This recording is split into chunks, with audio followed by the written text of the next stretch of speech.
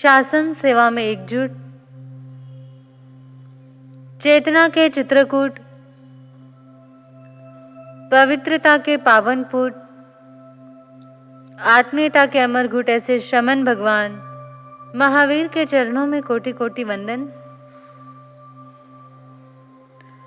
तप के तपोवन, उपासना के उपवन, चारित्र के चंपकवन ऐसे परम पूज्य गुरुदेव एवं गुरुवरिया के चरणों में शत शत वंदन।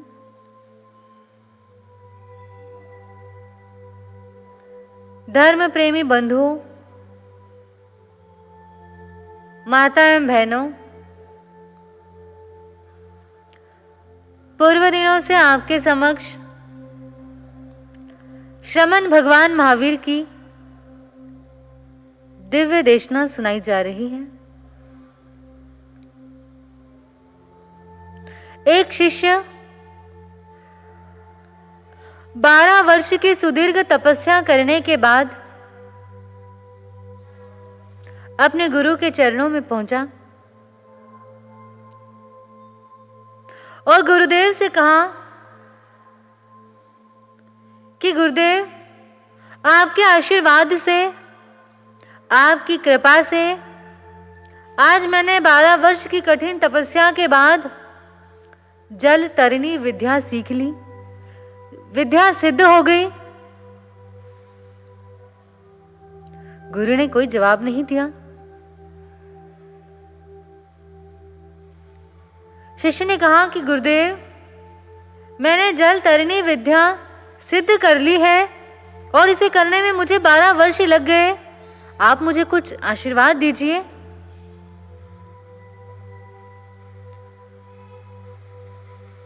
गुरु ने कहा कि किस बात का आशीर्वाद दूं मैं?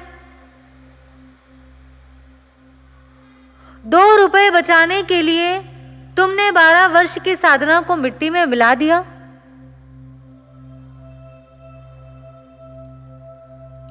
तुमने ये जल तरिणी विद्या सीख करके क्या किया?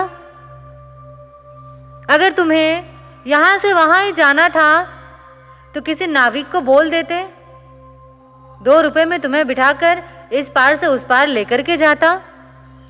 इसके लिए इतने वर्ष खपाने की क्या जरूरत थी? 2 रुपए बचाने के लिए 12 वर्ष बर्बाद कर देना कहां की समझदारी है?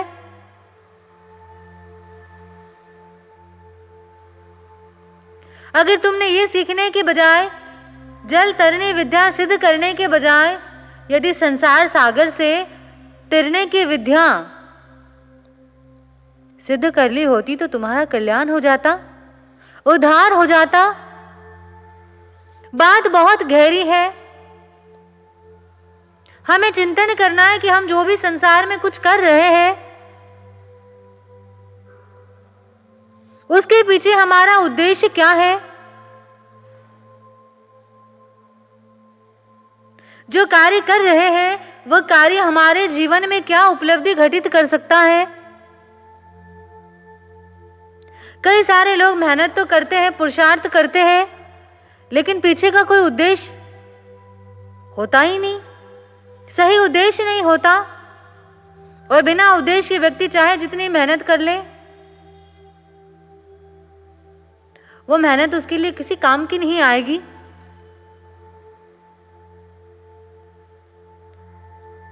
दो बातों पर विचार करना है, हमें चिंतन करना है, हमारे जीवन का उद्देश्य क्या है। और दूसरी बात, जो उद्देश्य हमने बना रखा है उस पर हम कितना पुरुषार्थ कर रहे हैं। पहली बात तो यह कि हमारे जीवन का उद्देश्य क्या है, ध्येय क्या है, लक्ष्य क्या है, टारगेट क्या है। कोई मिशन, कोई रीजन कुछ तो है हमारे साथ। क्या है हमारे पास? कोई हमने उद्देश्य बना रखा है कि हम जीवन में यही करना चाहते हैं और इसके लिए पुरुषार्थ करेंगे, मेहनत करेंगे। संसार के क्षेत्र में तो उद्देश्य बना लिए, लेकिन आध्यात्मिक क्षेत्र में, धर्म के मार्ग पर आज तक हमने कोई उद्देश्य बनाया नहीं बनाया, क्या किया है, इस पर विचार करना बहुत आवश्यक है।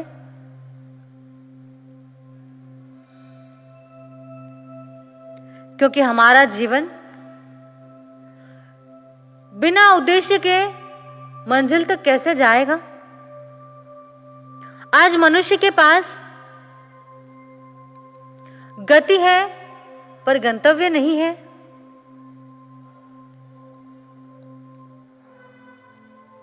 मनुष्य के पास यात्रा है पर मंजिल नहीं है। भाग रहा है, दौड़ रहा है, दिन रात भाग रहा है। किसी भी व्यक्ति को देख लो आप, बस दिन भर भागते हुए दौड़ते हुए नजर आते हैं, लेकिन भाग तो रहे हैं, तेज गति से भाग रहे, तेज रफ्तार से भाग रहे हैं, लेकिन कहां भाग रहे हैं, भाग करके कहां पहुंचना है, यह किसी को पता नहीं। बस भागते ही जा रहे हैं, उसके पीछे का उद्देश्य नहीं है। तो हम चाहे जितना भाग ले, चाहे मर्जी रात दिन दौड़ ले, तो दौड़ने का क्या मतलब है। तो हमारे जीवन के अंदर दौड़ना जरूरी नहीं है, लेकिन किस लिए दौड़ रहे हैं, क्या उद्देश्य है, यह जीवन में बहुत मायने रखता है। मनुष्य की दशा बड़ी विचित्र है। उसका जीवन दिशा विहीन होता जा रहा है।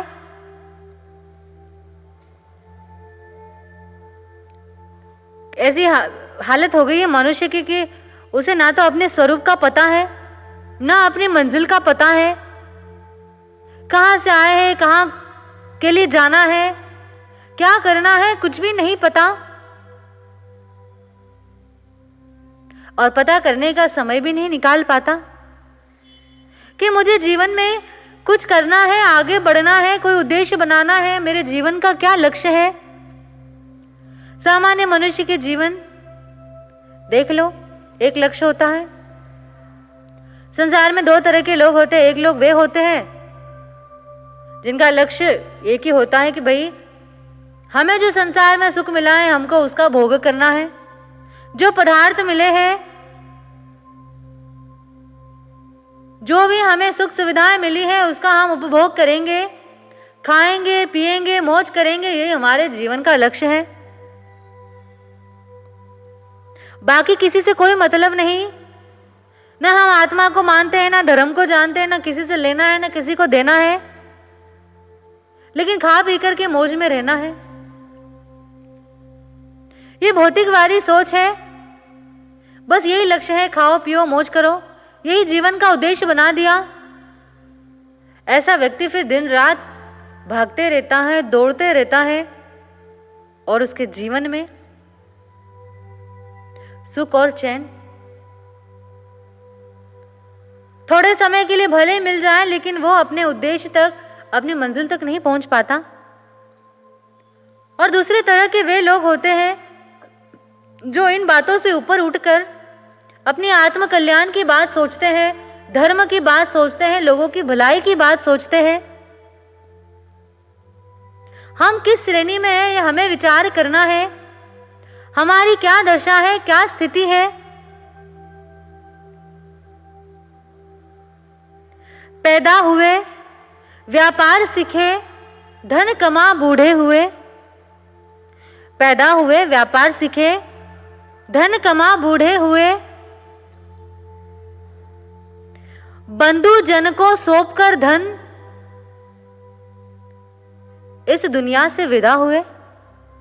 यही तो है हर व्यक्ति के जीवन की स्थिति। दिन रात भागकर दौड़कर धन एकत्रित कर लिया, और फिर वो धन अपने परिजनों को सौंप करके इस दुनिया से चला गया। फिर हमारे जीवन का लक्ष्य क्या है? यही कुछ करने के लिए यदि हम आए हैं, तो फिर हमारे जीवन का लक्ष्य वास्तव में ये नहीं है। हमें यदि ये मनुष्य जीवन मिला है तो हमारे आत्म कल्याण के लिए मिला है, उद्धार के लिए मिला है। लेकिन सामान्य व्यक्ति की सोच यहां तक नहीं पहुंच पाती। वह सिर्फ शरीर पदार्थ यहीं तक सीमित रहता है। इससे ऊपर उठ करके हमें अपने जीवन का उद्देश्य तय करना है, लक्ष्य तय करना है कि मुझे इन बातों में ही फंसकर नहीं रहना है, इनसे भी ऊपर उठना है। क्योंकि बिना उद्देश्य के व्यक्ति का जीवन,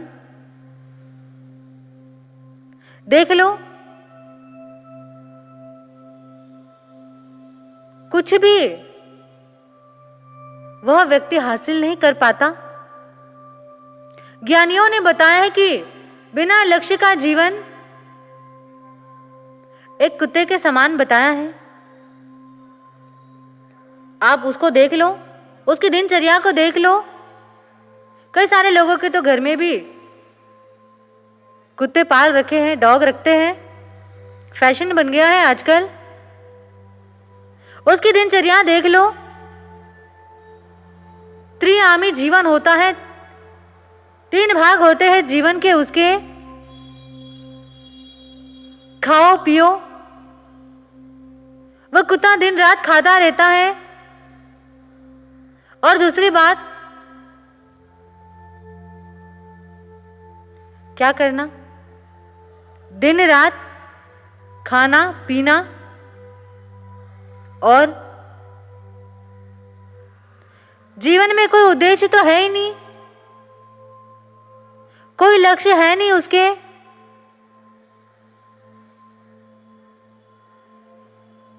और पहली बात, दिन रात खाना पीना और भौंकते रहना,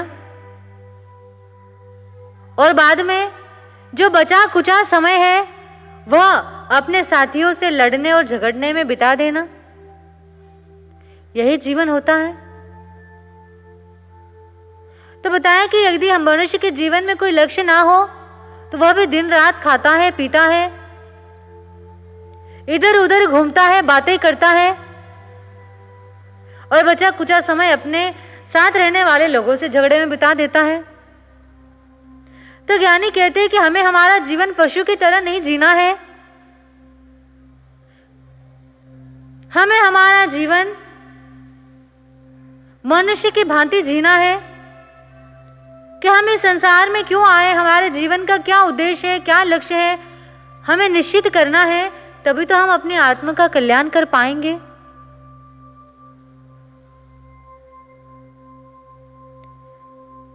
व्यक्ति की स्थिति बड़ी विचित्र होती है।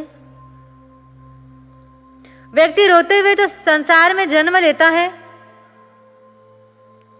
और पूरे जीवन भर शिकायतें करते हुए जीता है और अंत में निराश होकर के, हताश होकर के इस संसार से चला जाता है।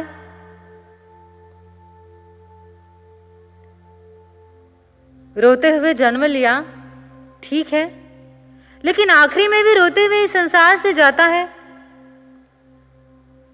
फिर हमें सोचना पड़ेगा कि हमने इस जीवन में क्या किया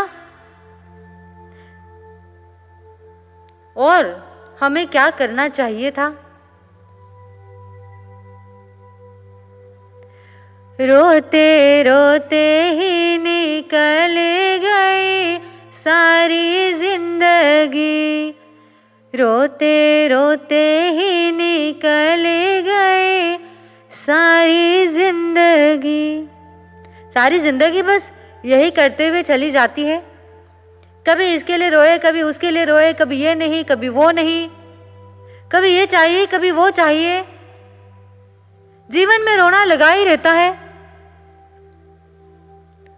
और ये दशा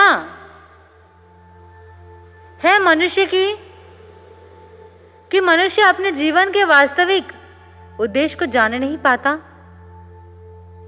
तो हमें हमारे जीवन के उद्देश्य को समझना है, जानना है। हमारे यहां हम कहते हैं कि एक प्राणी है ऐसा जिसको दिन में दिखाई नहीं देता, रात में दिखाई देता है, दिन को वो देख नहीं पाता। क्या है वो?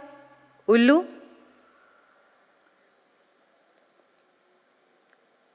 क्या कहते हैं हम उल्लू बनना अच्छी बात नहीं है। कभी कोई व्यक्ति कोई अपनी गलती से, अपनी बेवकूफ़ी से नुकसान कर जाता है, या कोई उस व्यक्ति को उल्लू, अपन कहते हैं ना कि उल्लू बना दिया इसको, या व्यक्ति कहता है कि भाई सामने वाले व्यक्ति ने मुझे ठग लिया, मुझे अपनी बातों के झांसों में ले लिया, मैं उल्लू बन गया। उल्लू बनना माने बेवकूफ़ी बनना, नुकसान करना, अपने आप को मूर्ख बता देना या मूर्ख बन जाना, ये उल्लू बनना होता है। संसार के क्षेत्र में तो हम कभी कभी उल्लू बनते हैं, लेकिन अध्यात्म के क्षेत्र में तो हम अनादि अनंत काल से वही बने हुए हैं। हमेशा इस संसार के झांसे में फंस जाते हैं और भोग विलासों में उसी में लगे रह जाते हैं और जीवन के वास्तविक स्वरूप को समझ नहीं पाते। हमें विचार करना है कि सत्य सामने होते हुए भी हम उसे देख नहीं पाते, जान नहीं पाते। हमारी स्थिति भी उल्लू की तरह है जो दिन के उजाले में भी उसे दिखाई नहीं दे रहा। हमें तो दिन में ही नहीं, रात में ही नहीं, कभी सत्य दिखाई नहीं देता। हमारे जीवन का सत्य कभी पता ही नहीं चलता। तो हमें हमारे जीवन में एक उद्देश्य, एक लक्ष्य अवश्य बनाना है, जिससे हम अपने जीवन को आगे नई दिशा दे सकें। और दूसरी बात है, यदि उद्देश्य बन गया है तो उसका पुरुषार्थ करना पड़ेगा। बिना पुरुषार्थ के तो हम मंजिल तक नहीं पहुंच सकते। हम कहाँ थे, वहां से हम आगे बढ़े हैं या नहीं बढ़े, हम कल जहां थे वहां से हम कितना आगे बढ़े हैं, क्या पुरुषार्थ किया है, इस पर चिंतन करना। संसार के क्षेत्र में तो खूब पुरुषार्थ करते हैं। लखपति से करोड़पति कैसे बनना है, क्या कुछ नहीं करना है, अच्छा व्यापार कैसे करना है, हर चीज में हमारा पुरुषार्थ है। लेकिन बस अध्यात्म के मार्ग पे पुरुषार्थ में पीछे हट जाते हैं। हमारे जीवन में ग्रोथ हो रही है या नहीं हो रही, यह हमें हमारे जीवन में विचार करना होगा कि हम वहां से जहां से खड़े थे कल, वहां से आगे बढ़े या नहीं बढ़े। एक कदम भी अगर आगे बढ़े हैं तो हम अपने मंजिल की ओर आगे बढ़ रहे हैं,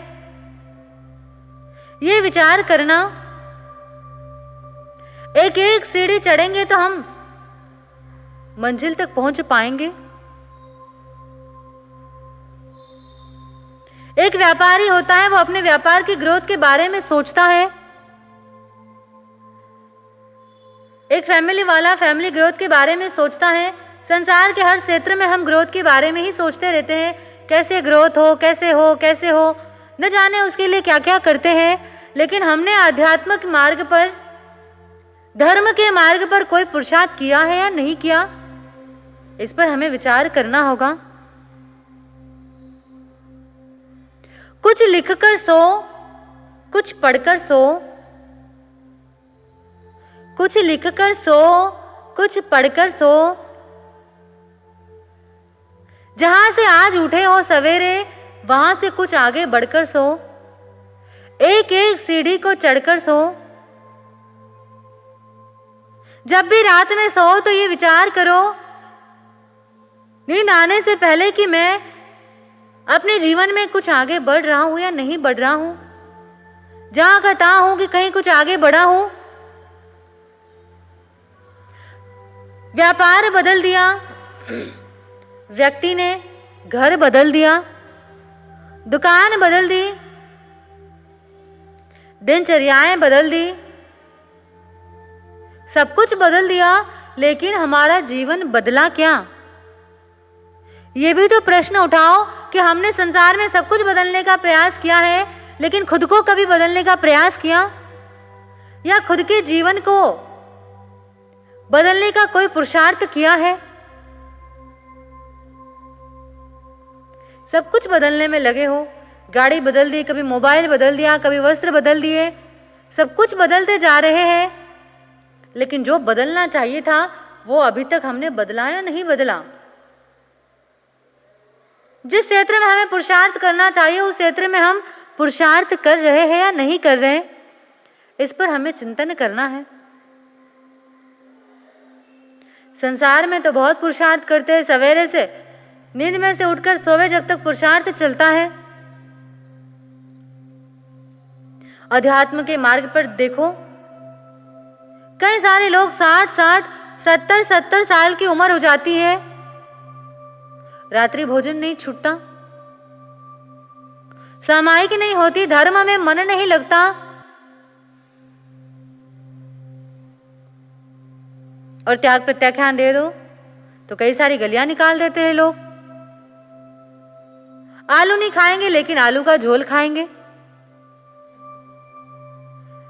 कई सारे कोई चीज के प्रत्याख्यान लिए तो उसमें भी कई सारी गली निकाल देंगे, छूट निकाल देंगे कि हमारे को ये छूट दे दो, पचकान बाद में देना, लेकिन छूट के बारे में हम पहले जानकारी दे देंगे कि हमें ऐसी ऐसी छूट चाहिए। भाई हम संसार में तो कोई छूट की मांग नहीं कर रहे, यहाँ धर्म के मार्ग पर हम पुरुषार्थ करने से पहले परिणाम सोचते कि अरे भाई तपस्या करेंगे तो हम दुबले हो जाएंगे, ये करेंगे तो वो हो जाएगा, वो करेंगे तो वो हो जाएगा।